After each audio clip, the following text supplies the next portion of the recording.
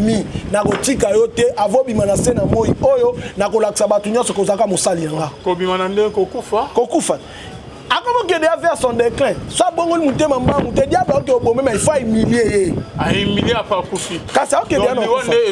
Oui. Donc à combien va faire na bima diable ndo bando la xaba tout ce que c'était mon ami.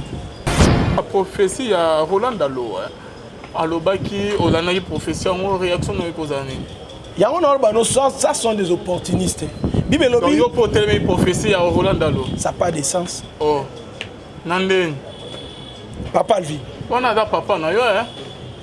Oh, papa pena papa. Alors pourquoi mais Bible lobby examiner la prophétie. Je n'examine pas Papa Dalo, mais j'examine la prophétie de Papa Dalo. Selon 1 Thessaloniciens 5, verset 21-20. On examine la prophétie. Quand j'entre pour examiner la prophétie, en qualité de prophète que je suis, je te dis, ça c'est pas la prophétie, c'est l'intelligence humaine.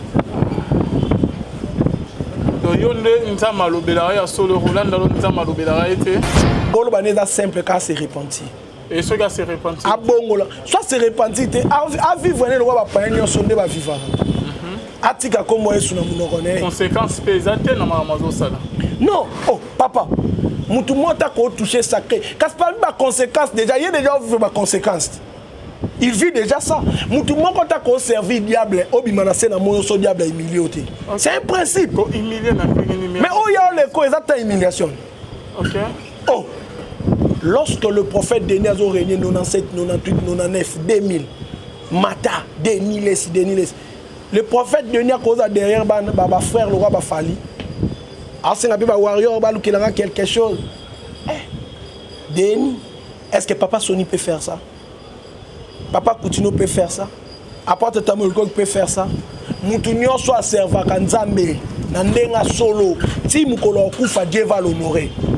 Mutu nyonso tu o serva kanzambe na ndenga mabe o serva diabulu okobima na se na moyo te so diabulu humilité tala Élysée nzamba honorer Élysée tina cimetière bayo kunda mutu mikuwa mutu tuti nzoto mutu tuti mikuwa Élysée mutu ana sekui asekui kwani soki nzoto mutu ko tuta mikuwa Élysée c'est que papa dit bakunda Élysée na honneur te c'est que nzoto Élysée bakunda on peut na honneur te.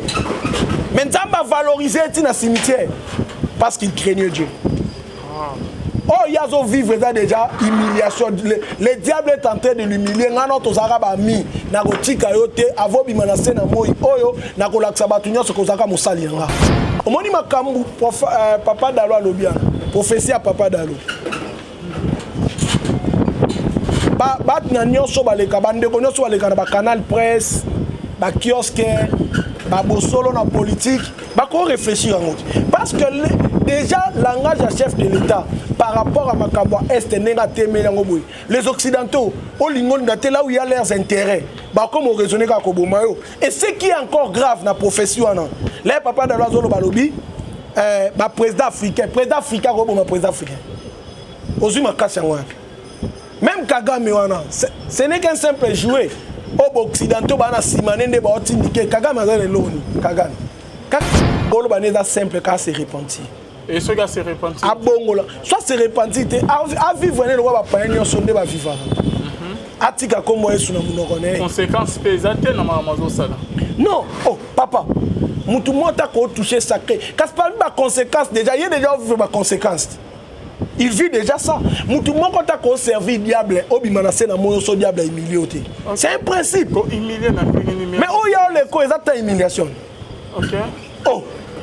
Lorsque le prophète Denis a régné 97, 98, 99, 2000, Mata, Denis, le prophète Denis a causé derrière ma frère le roi Bafali. Alors c'est un warrior qui a quelque chose. Denis, est-ce que Papa Sony peut faire ça? Papa Coutinho peut faire ça. Apporte Tamolko peut faire ça. Moutounio soit serva kanzambe. Nandenga solo. Si Moukolo Koufa Dieu va l'honorer. Moutounio surtout o serva kanzambe. Nandenga mabe. O serva diabulu. O kobi manase na moyo te so diabulu humilité.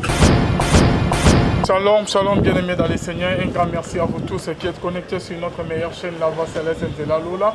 Et si vous avez et qui t'arrêtent à l'ouïe, bon, namalwape na misala, bon zambe, na bon zambe, Lola, ezofuta, si maintenant tu as colobaki nzamba, boto koye, biso swapi namanso, azo sera biso. Merci na bande réunion pour basunga biso basute na musalo. Là, je vends notre papa, le pasteur Fezamisia, la bouche autorisée de l'Éternel depuis Zurich, qui a fait le Mokoya, Motema Yabivens, de depuis Londres, puis na maman Gisèle, Rouke, le Motema papa Emmanuel, na Boston. Bonzambe, na Bonzambe, Yesunde Moussouki Sileman ne triomphe jamais, toujours dans le cadre pour informer de notre bien-aimé. Le lot aux alliés, il y a serviteur, ou tant qu'on a un message, il y a pasteur Roland Dalo, bien-aimé dans les Seigneurs, ou il y a dit pasteur Yamounen, il y a un message à Lubaki concernant Mokonzambo, qui a assassiné Nenge, Salaki, Mouzé le Père, et donc ils veulent tuer les chefs de l'État Fatih Béton, comme ils l'ont fait à Mouzé Kabila le Père bien-aimé. Un message est belé qui n'a pas abîmé les prophètes des nations, des Niles Alobike, a un message à Opé Samboka, Mokonzamboka Yambaye, pour la guerre au Essila, Bayambaye quoi. Il y a un pasteur, Bazan Dingandiga, Mokonzamo, Azon de Mabamote, Bazomona Bienté, Yende, Azomona l'homme de pétage. Tous en amour, il y a un serviteur, ok, vous voyez très bien. Pasteur, prophète, Gédéon Bekanga, Shalom. Shalom, papa. Ça va? Nangolo Nzambi. Lolo Banabaye, Bamona Okala. Je bénis le Seigneur pour nous aux occasions de l'émission. Puis na sakoli que mbula makamunyo son zambe à la caille depuis année aussi la terre ce qui est coquille s'améliorer. Année décembre il y a un rattrapage pour nayo na commune sumasia. Amen. Amen. Merci beaucoup prophète Gédéon. L'homme. Oui papa. Mieux tout le banamaïma zolika na mboka lilobani nokoloba. J'espère que son âme a souni au télé bande de vidéo. Je suis en train de voir on m'écrit décembre. Et on m'écrit septembre. Pendant que je suis en train de lire cela, l'Esprit de Dieu me dit ceci. Au mois de septembre, il y aura une grande rencontre. Et dans cette rencontre, cela va assembler beaucoup de présidents de l'Afrique et de l'Europe. Ils parleront plus du Congo. Et le mois de décembre de cette année, c'est pour mettre fin à toutes ces choses. Je répète à toi, c'est la fin de toutes les choses ici. C'est la fin de tout ce qui est ici. Le Seigneur m'a dit, ainsi dit le Seigneur, les Occidentaux, les diplomates de ce monde ne seront plus en paix. Le Seigneur va commencer à toucher tout le monde. Cela va commencer aujourd'hui au moment où jusqu'au mois de décembre. Tout le monde va se réveiller pour chercher la paix.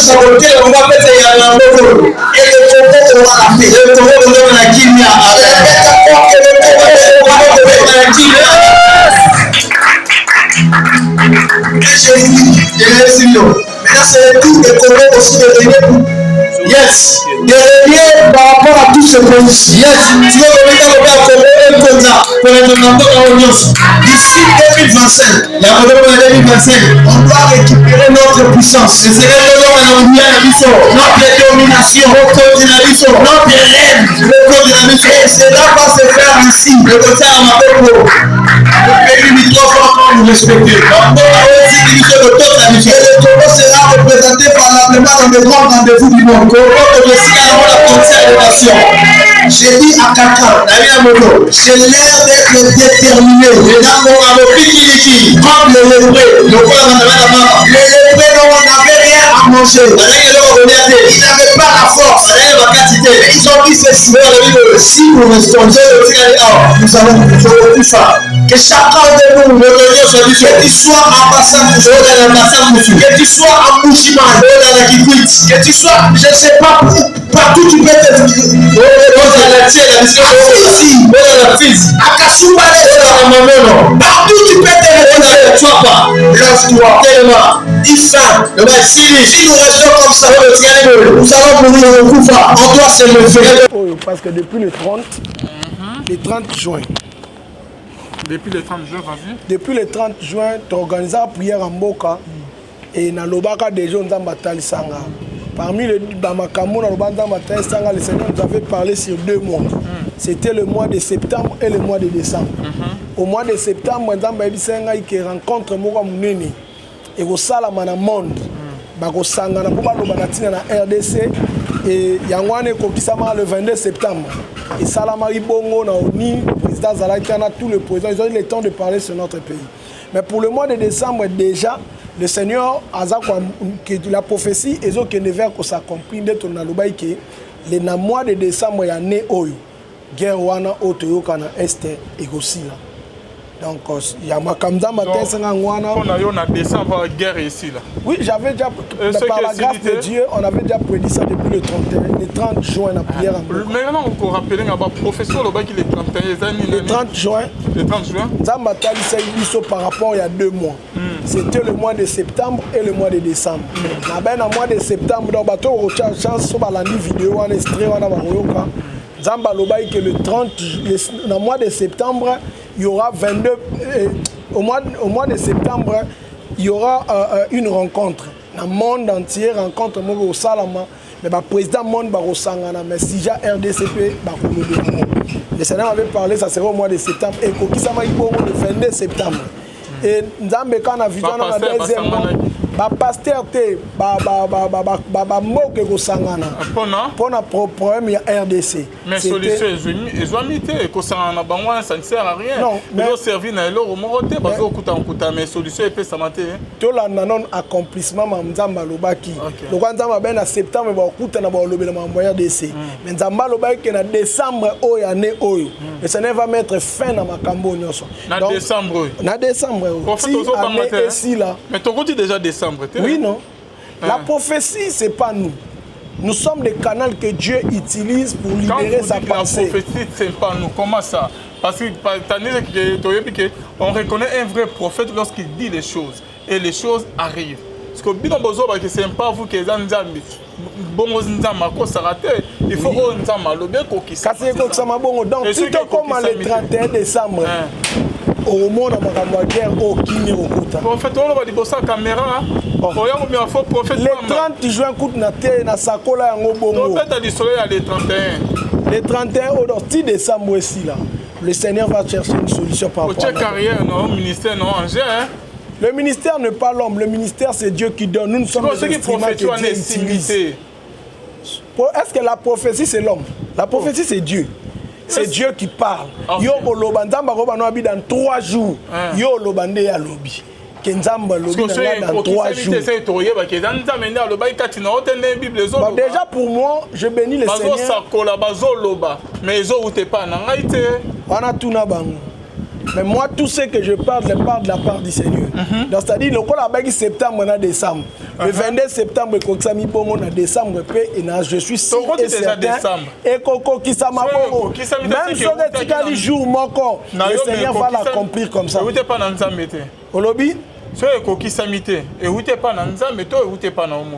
La prophétie, selon Abakouk de la Bible, écrit cette prophétie.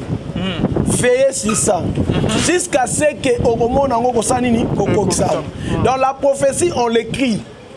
Mais yo pèse avec précision, il y a moins. Oui. Mais c'est comme d'habitude, non? Même ma papa Vitel, na sakola na muko Vitel a obimare ezala mois de décembre comme ça ma bongo. Quand tu parles, yo ndo sakola qui pèse ili sakola ngo. Papa, makambo nzambe ezalaka yo accompli penser nzambe. O etikali eza batamokili. Yango moni ngai personnellement. Et loko nazomona makambo mboka na biso il faut nos politiciens, nos dirigeants bakutana basala nzambe sérieux. O ba oluka nzambe na ndenga solo pe ba prier solo po na mboka na biso. Et non, bah, profiteur, bah, prophétie liée aux opportunités, là, c'est pas une bonne chose. Quand vous parlez bah, profiteur, non, bah, opportunité. Donc, ce sont des prophètes au monde en eti. Nzamba sali grâce en pleine prière, Olobi Nzamba ebisinga, papa Vital au bimana mois de décembre. Et Moutoumoko est 3 semaines. Yo sakoli yango dans, c'est-à-dire procès bandi lelo. troisième ou quatrième jour à procès, j'ai déjà prophétisé comme ça. Mais yo, il y a 3 semaines. Bah fuite déjà bimi na ba présidence maintenant ba za ba mzamba pia ba relation kuna. Ayebi déjà quand bima la ye. Ce sont des opportunistes. Non? Aye on zamba otali sangai kalamine te vital caméra zo bima. Ça ce ne sont pas des prophètes. Ce sont des opportunistes. Bah ça colora par rapport au moment timbo kana biso. Mois de juin par exemple. Mboka ezali na maboko ya M23 Ruchuru mboka ezali na maboko ya M23. Là les prophètes ne viennent pas. Les 4 sombi avions et bêtis moi des roquettes 3 mouvement yé makamambo. Les prophètes sont levés. Dieu m'a dit ceci, Dieu m'a dit ceci. Non.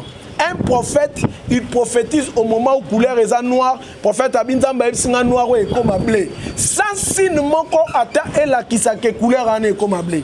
C'est ça un prophète. Mais le prophète en zélaté que couleur est noire et comme déjà bleu, tout blanche, prophète a mbang. Oh non, Dieu m'a dit la couleur va changer. Non.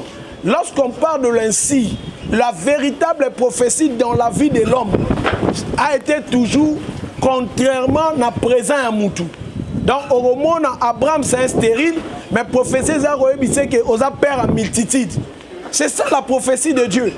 Au moment c'est mon prophète. Mais le Seigneur dit que c'est ma prophétesse. Donc la vraie prophétie n'a intelligence humaine. Au coquille qu'on comprendre en côté. Mais cela va s'accomplir selon la volonté de Dieu. Mais la plupart des gens sont que des opportunistes. La plupart des gens sont que des gens qui cherchent. Quand il y a un vent comme ça, tout le monde se lève. Je vis, je vois, je vis. Non. C'est depuis le 30 juin que le Seigneur nous avait parlé par rapport à notre pays. Et je n'hésite pas à continuer à parler. De la même manière, le Seigneur a accompli la première prophétie de septembre, il va accomplir aussi la prophétie du mois de décembre. Mais le temps que notre pays est en train de traverser, nous avons besoin de prophètes sérieux, des prophètes qui ont l'appel, les prophètes qui ont vraiment le ministère prophétique, et non le courageux, et non les opportunistes. Là, on va tout ça des années, tourner qu'à sur place. Bozan a même mbatite ne balobake bozana mbadima obino nyonso tout bozo sakona comment nzambe bozo ba makamwa solo te prophète Gédéon Bekanga ba prophétie na bino les autres tâtonner moi je n'ai jamais tâtonné depuis que j'ai commencé le prophétique depuis 2006 je ne tâtonne pas voilà pourquoi oui mais on reconnaît un prophète lorsqu'il prédit les choses s'accomplissent. En juin, en septembre, on rencontre moi le 22 septembre. Un prophète parle comme ça avec beaucoup de précision. Peut-être que non, ce qui nous a déjà atteint, c'est qu'on ne prophétise pas. On prophétise parce que Dieu parle. Parce que Dieu parle. Quand un prophète, c'est un porte-parole de Dieu. D'abord, le ministère prophétique est le roi du ministère. Nous sommes d'abord appelés les enseignants de la parole. Nous sommes appelés le ministre de la parole. Mais un prophète n'a qu'à dont il y a prophétie prédire l'avenir, il faut zanakata karwa. Voilà. En tout cas, merci beaucoup, l'homme de Dieu. Maintenant, aux autres, vous assurez que prophétie au PC à décembre et Kokisama. Et Kokisama, bon. Guerre ici en Est. Et aussi en Est. Peu importe les moyens, mais guerre est aussi en Est. Ah. Voilà. Là, pour tout le monde, ici, en juin, la prophétie 6 mois avant. Élisée était un prophète de même nature que nous. Mais Élisée prophétisait le lobby. Lobby. Il y a des moments où un homme de Dieu, un enfant de Dieu, je n'ai pas le temps de regarder la diplomatie. Je n'ai pas le temps de regarder le positionnement des rois ou l'armement. La Bible l'a dit, lorsque Goliath avançait devant David, il était bien armé. Goliath avait l'épée, Goliath avait la... Mais David a mis et l'eau au Abitumba, Abitumba. Mais ce que j'aime chez David, David dit, je suis venu au nom de l'Éternel. Là où la diplomatie a échoué, là où les militaires sont en train de tâtonner, le Dieu de la Bible est capable d'élever le prophétique pour changer les données. Oui, si le Seigneur peut renforcer le pied des Hébreux, le pied de lépreux, un lépreux a la mission tout avancé. La Bible dit, lorsqu'ils ont commencé à avancer, je déclare encore au nom de Jésus que Nzambe ya lola a armé FARDC à revêtir bango lisusu par la puissance du Saint-Esprit. La Bible dit dans le livre de Genèse, Genèse et Lobi, ko sopa makila ndekono na mabelete. Oh ba Rwandais ba osabso to sopa makila ba Rwandais. Le Rwandais tue nos frères, tue nos mamans. C'est-à-dire c'est un moment où d'ailleurs je profite à dire à tous les Congolais na ba classe nyonso et à la politicien et à la pasteur bolongo na ba opposition bolongo na ba pouvoir restons unis. C'est un problème de notre terre. Même bateau baza musika baza le roi nemi. À chaque fois tout na boni sangwa mboka kuna. Donc le Congo a besoin de la prière et il a besoin de l'unité. Voilà. Même les gens qui sont autour des chefs de l'État, c'est l'heure d'être unis dans la prière.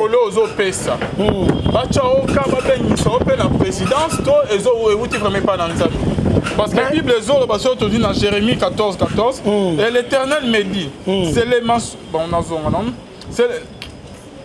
les mensonges que prophétisent à mon nom les prophètes. Je ne les ai point envoyés. Je ne leur ai point donné d'ordre. Je ne leur ai point parlé. Ce sont des visions mensongères, des vaines prédictions, des tromperies de leur cœur qu'ils vous prophétisent.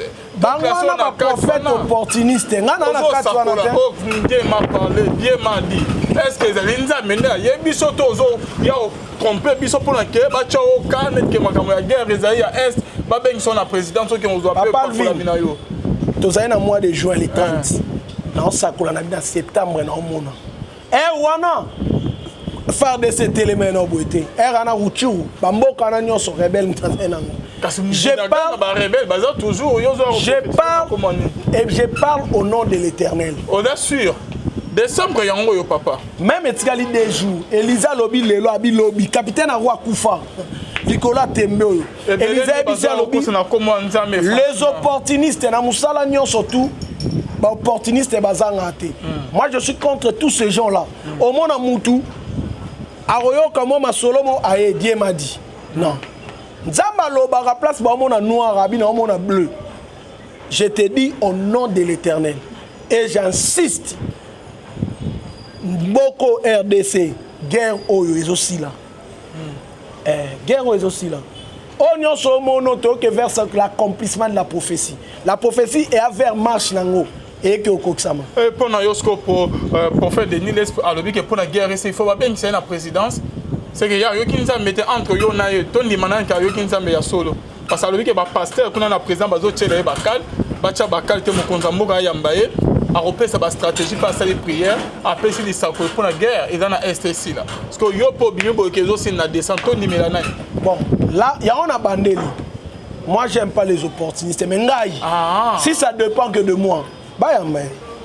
OK bayambe bayo yo zondi maete obi ozondi madeni mutuna na lobby loko nzamba ebisete nana okena ngona obi na benge bo na lobby az opportuniste pourquoi point il faut de la momo point il faut poser la momo ya kosakoya. Non, moi c'est depuis le 30 juin.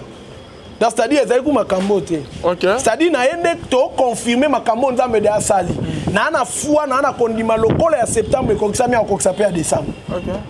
Donc c'est-à-dire moi j'aime pas les opportunistes. Ce qui te bandi Bible lobby 1 Thessaloniciens 5, versets 20 à 21. Babito mépriser la prophétie, mais examiner la prophétie. On n'examine pas le prophète, mais j'examine la prophétie. Par rapport aux Écritures, Makamo Mouto à lobby, par rapport aux Écritures, Nako Klasangwap. Ce que tu l'as dit, au monde est belé sont des opportunistes. Ah oui. Ah, Denis les Saza Nzambete. Non, moi je suis pas là, Banga Benga Moutouté. Mutabenga abateza nzambe ngana biye lokwa loiba yambaye ana message. On pourrait parler sur, on pourrait examiner la prophétie et non le prophète. Mais lokwa no appelle si message en te ponanga na senga ba yambaye peut-être pas na solution parce que écoutez nzamba ko loba même pas nganga son nzamba na besoin solution. Nzamba ko utiliser même mutaliboma. Nzamba ko utiliser même benemi na yo.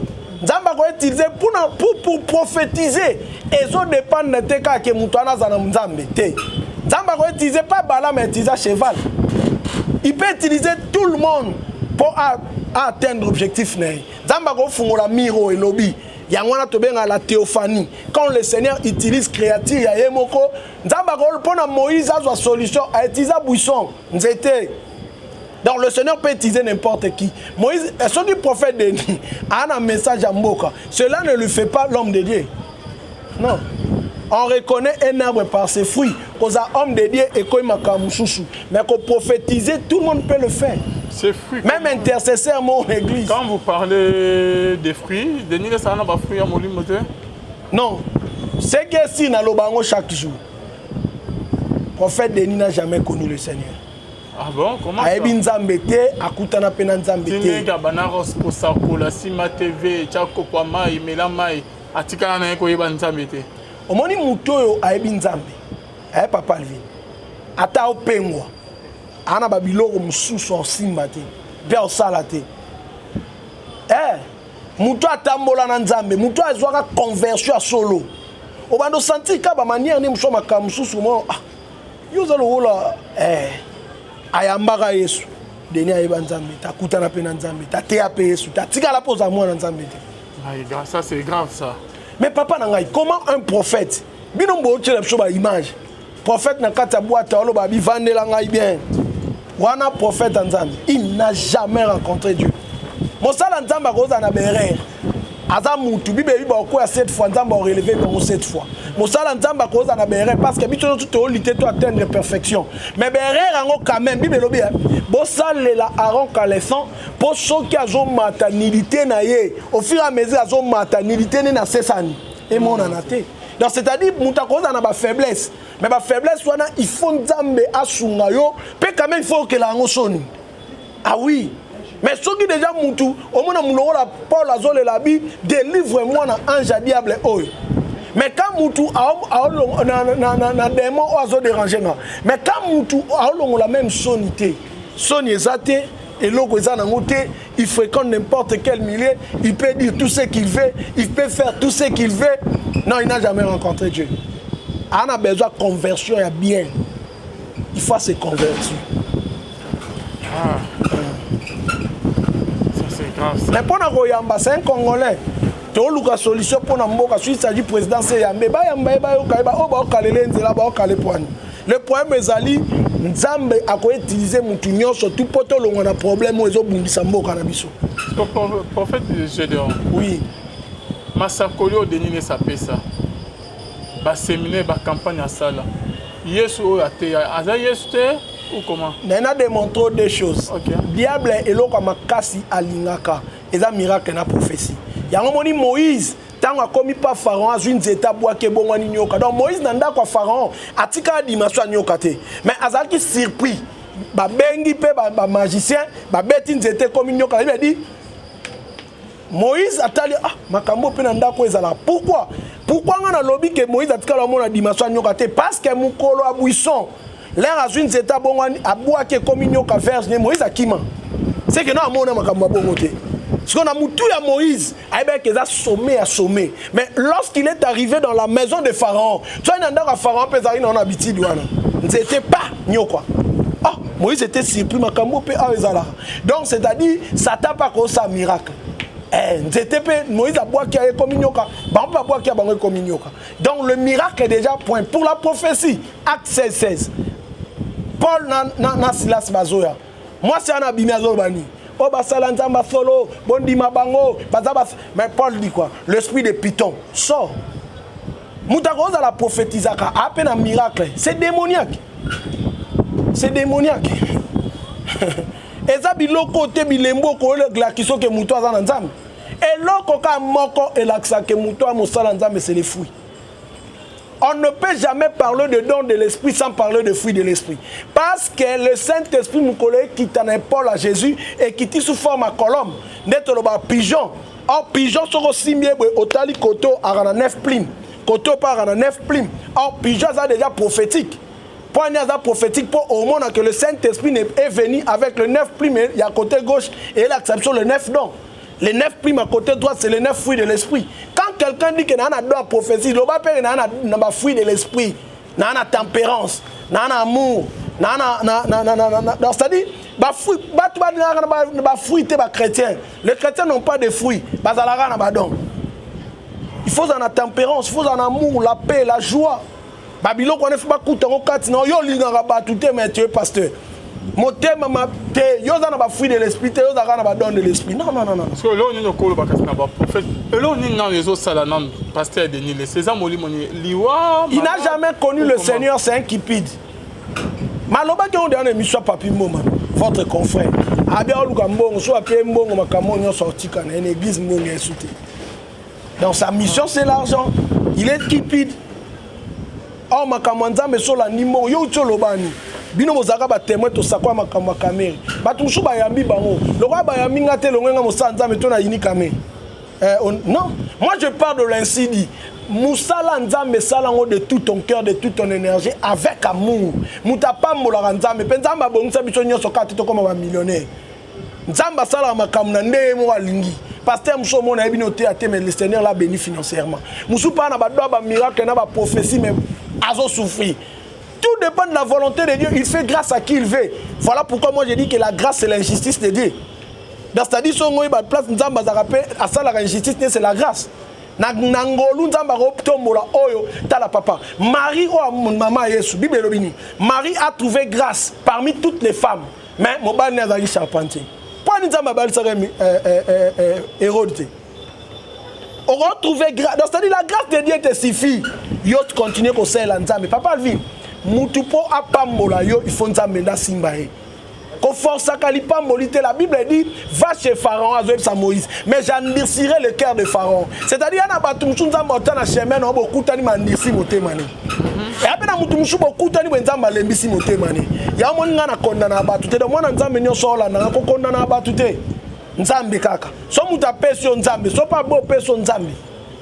Parce que c'est Dieu qui gère. Si on comprend ma camo, on problème na batute. O mutana motema mabete ngal muta me pa na ngala te. Ngaka nzambe na nga abupia. Donc j'ai pris le Seigneur, cela me suffit. Conseil lisakoli to conseil na Deniles na makamazo sala elo ni nokolo bana eto ni nyezola. Elo kona rolo bana simple car se repentir. Et ce gars se repentir. A bongola. Soit se repentir à vivre le roi ba paignon sonde ba vivre. Atika comme Yesu na munokone. Conséquences pesante na makamazo sala. Non, oh papa. Moutou mota ko toucher sacré. Parce que pas conséquence déjà, il y a déjà vu ma conséquence. Il vit déjà ça. Moutou mota ko servir diable, obimanase na moyo so diable humilié. C'est un principe. Mais où il y a les causes de humiliation. OK. Oh. Lorsque le prophète Denis a régné 97, 98, 99, 2000, Mata, Denis, le prophète Denis a causé derrière ba frère le roi ba Fali. Alors c'est un warrior qui a quelque chose. Denis, est-ce que papa Sony peut faire ça? Papa Coutinho peut faire ça? Apôtre Tamolko peut faire ça? Moutounio soit serva kanzambe, nandenga solo, si mukolo kufa Dieu va l'honorer. Moutounio surtout au serva kanzambe, nandenga mabe, au serva diabulu. Okobimana sena moyo te so diabulu humilité. Dans l'Élysée, nzamba honorer l'Élysée tina cimetière. Bayo kunda mutu mikuwa mutu tuti nzoto mutu tuti mikuwa Élysée. Mutu ana sekui. Asekui kwani. Soki nzoto mutu ko tuta mikuwa Élysée c'est que papa dit bakunda Élysée na honneur te. C'est que nzoto Élysée bakunda on peut na honneur te. Mais nzamba valoriser tina cimetière parce qu'il craignait Dieu. Oh, il y a vivre déjà humiliation. Le diable est en train de l'humilier. Notre Zaraba mi, nagotika yote, avobi manase na moi. Oyo, nakolaksa batunya ce kozaka musalianga. Kobimanande kokufa. Kokufa. Comment que déjà vers son déclin. Soit bon on monte mamba, monte diable ok au mais il faut humilier. A humilier à pas kufi. Car c'est ok déjà non. Oui. Donc à combien va faire na bima, diable ndo bando laksa batu siko que c'était mon ami. Alors, bazo mona ote bande connaît ba pasteur musu bazo monter pas sauver arme ya moko na bango leke akufa bona kati ya masumu. Obiso diable comme travailler na muta comme ça muta crédit moko. O abando l'action que yo ebi mingiti. Oh ya wana to benga envoûtement, déplacement de l'intelligence. OK. Omoni jida teka Yesu na nkuku. Mais avant kufa batno to ba comprendre que yende mta teki Yesu pas comme ozong sa ba akozong sa mbongo en désordre.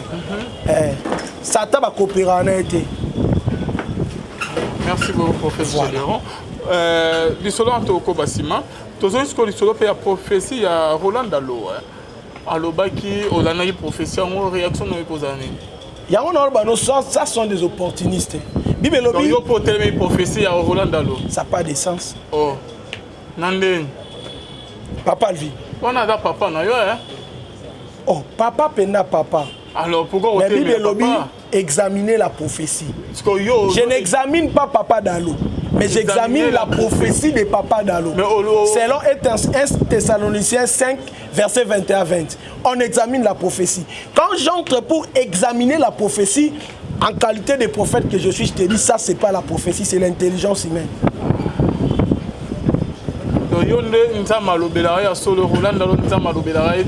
J'ai pas dit ça, mais j'ai examiné la prophétie.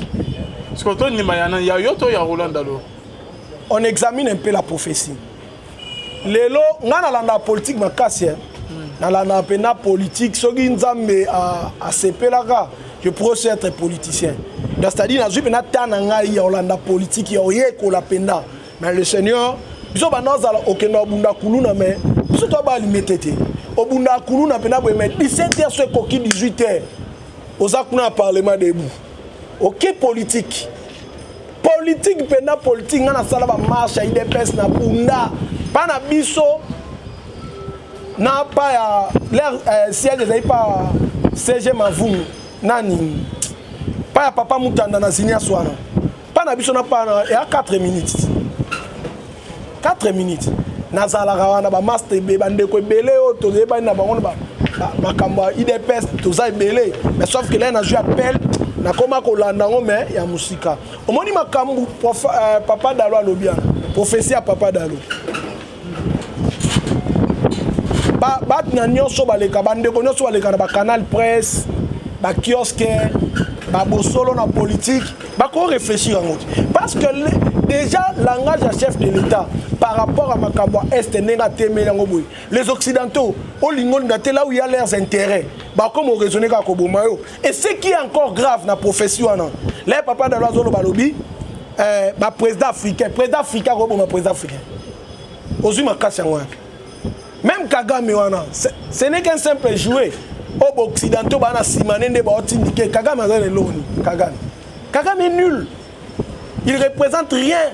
Rolo Kagame a joué Mobutu Sala ba rôle wana na géopolitique ezalaka aza choix na bango pour le moment en Afrique.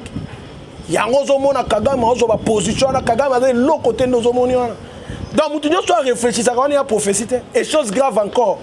Tout le monde sait que tu es public Lombolobi na prophétie non. Le Seigneur, je crois qu'il y a l'intercession. Non, oui, il faut y avoir une intercession totale. On a prophétie. On a une réflexion. C'est-à-dire, on réfléchir, les multinationaux, les présidents télémi a eu position que est il faut qu'Abitumba. Ah, les multinationaux vont se pélater, les occidentaux vont se pélater. C'est bon, nous comme tout. On a une prophétie. Analyse politique. On a une analyse politique. Si on a dit documentaire, il y a roi Hassan Bey, il y a Maroc, l'air a eu pouvoir Sika. Il avait eu beaucoup des attentats. L'un de ses conseillers qui était juif, il s'est habité. So lingi ba attentat oyo oyelanda lando oyo sila. Banda ko financier ba multinationaux pe banda ko financer ba service ya sécurité à monde. Ndé a comment ko financer CIA na Mossad. L'air bando financement ba tenter sili. Wana on a TV. Mutako ya teke ngana bisobo. Ainsi dit le Seigneur. Biso tozora tard prier pour na mboko non être des profiteurs et les opportunistes. Ainsi dit le Seigneur. Président Félix a reçu sa mandat au ni poison, ni coup d'état, ni eloko. A aussi sa mandat ne oyo, a joué mandat mi balé mais après l'homme de Dieu m'a remplacé. Fayorité hein? Non. Nabi bien. A aussi sa mandat nous. A cause mandat mususu. Après là, il y a Kolongwa, Moutako remplacer le président Félix, ça sera un homme de Dieu. Sauf que vous avez l'homme de Dieu, à pasteur, la bijoute. Et lorsqu'on parle de serviteurs de Dieu, il y a sacerdoce, il y a beaucoup de services. Mais vous avez trop attaché de l'église. Merci beaucoup, prophète. Message Noya Soukakasi. Message Noya Soukazali. bana nyonso à Congo partout nous sommes papa Alvin et à la yo et à la ngai to bando crier à haute voix to sambela nzambe Israël le Dieu de nos pères, le Dieu d'Abraham, d'Isaac, de Jacob, le Dieu de Papa Soni, le Dieu de Papa Tamolukoki, le Dieu de Pasteur Koutino, le Dieu de Papa Barouti, le Dieu de Mouzé Adinabala, le Dieu de tous ces gens-là, tous se lever comme un seul homme. Là où la diplomatie a échoué, là où l'armée est inférieure, je déclare que le Seigneur peut faire quelque chose. L'RDC, c'est notre terre. On n'a pas demandé à Dieu à être congolais, mais c'est Dieu qui nous a donné cette terre. C'est Dieu qui nous a donné cette nation. La nation nous appartient. Totalement, de partout où nous sommes, de prier, de faire de tout le moyen, de dire non à la balkanisation et non à cette guerre au nom de Jésus-Christ. Merci beaucoup, l'homme de Dieu, prophète Gédomé. Votre numéro de contact? Plus 243 89 69 71 785. Plus 243 89 69 71 785. Merci beaucoup. Bonzambe, na bonzambe, Lola, Isofuta, Simananto, Yakolobake, Nzamba, Boto, Kwaye, c'est toi la prochaine. Merci, Naramé Kamani. Bye. Examiner la prophétie. On examine un peu la prophétie. Lelo, ngana landa politique makasi. Na landa pena politique, sogi nzambe a sepelaka, je pourrais être politicien. C'est-à-dire na zupe na tananga ya olanda politique ya oyeko la penda. Mais le Seigneur, biso banaza okenda obunda kuluna mais biso to ba limetete. Obunda kuluna pena bo mais 17h ce koki 18h. Ozakuna parlement debout. OK politique. Politique pena politique ngana sala ba marche ya IDPS na bunda. Pas na biso na pas ya l'air siège zai pas CG Mavum nani. Pas ya papa Mutanda na Zinia Swana. Pas na biso na pas na 4 minutes. 4 minutes. Nazala rawana ba master be bande ko belé o to ba na bango ba makamba IDPS to za belé mais sauf que là na joué appel na koma ko landa ngo mais ya musika omoni makambu papa Dalo alobia prophétie à papa Dalo ba na nyonso baleka bande ko nyonso baleka na ba canal presse ba kiosque ba bosolo na politique ba ko réfléchir en parce que déjà langage à chef de l'État par rapport à Makambo Est les Occidentaux au Lingon là où il y a leurs intérêts bah comme on raisonne comme Kobomayo et ce qui est encore grave dans la profession les papa de l'oiseau balobi bah président africain comme président africain Ozuma Kassangwa même Kagame wana ce n'est qu'un simple jouet aux Occidentaux bah na simane ne ba otindike Kagame azale loni Kagame est nul. Il représente rien. Rolo Kagame a joué Mobutu Salaba rôle wana. La géopolitique ezalaka. Aza choix na bango pour le moment en Afrique. Yango zo mona Kagame ozo ba position na Kagame a l'autre côté de zomoni wana. Donc mutu nyoso réfléchir ça quand il y a prophétie et chose grave encore. Tout le monde sait que tu es public Bolobi na prophétie non. Le Seigneur, je crois qu'il y a l'intercession. Non, oui bit. Il faut y avoir une intercession totale. Wana prophétie. On est dans réflexion. C'est-à-dire, dans réfléchir, les multinationaux, les présidents Télémi a eu position que Est, il faut qu'Abitumba. Ah, les multinationaux vont se pélater, les occidentaux vont se pélater. C'est bon, Luka Moutouni. On est un professeur. Analyse politique. On est dans analyse politique. Ce qu'on a dit documentaire, il y a roi Hassan Bey, il y a Maroc, l'air a eu pouvoir Sika. Il avait eu beaucoup des attentats. L'un de ses conseillers qui était juif, il s'est habité. So lingi batanta oyo landalando oyo sila.